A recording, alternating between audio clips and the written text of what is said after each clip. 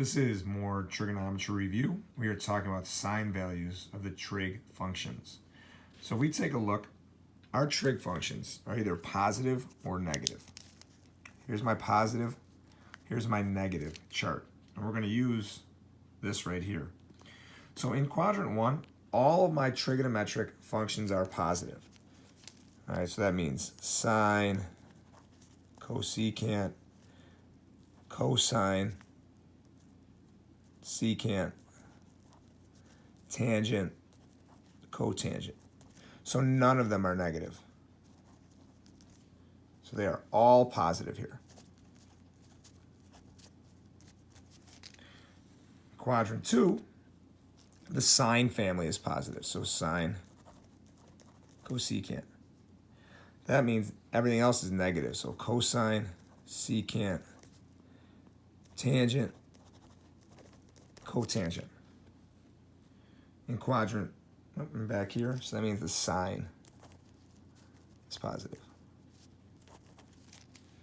Quadrant 3, we have the tangent family. So tangent, cotangent, meaning sine, cosecant, and cosine, and secant are negative.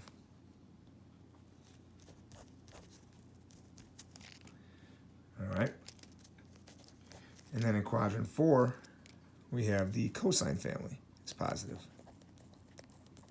And everything else is negative.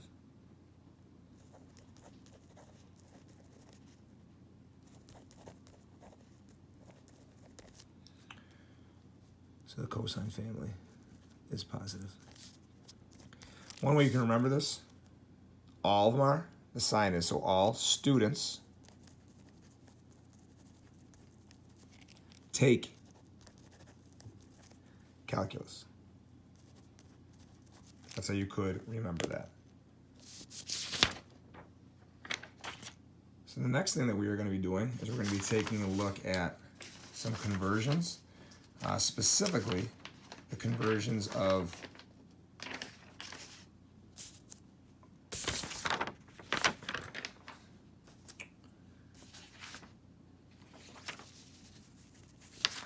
radians to degrees and degrees to radians. Not only that, but we are going to be looking at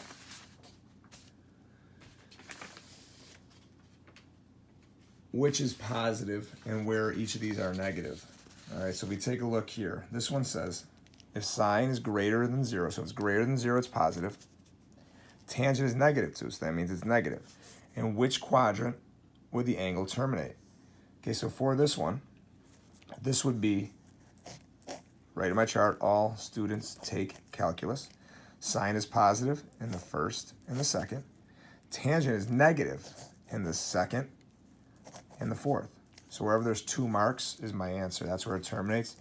This would be quadrant 2. For this one, this says if cosine of theta is less than 0, so it's negative. Tangent is greater than 0, it's positive. In which quadrant would it terminate? So we have all students take calculus. So we're looking where cosine is negative. So the second and the third, and where tangent is positive. Oop. Right there. So where there's 2 marks is quadrant 3. That's a mistake. Obviously, tangent is positive first and the third quadrant. Converting from radians to degrees. So we're going to change this to radians by multiplying by pi over 180.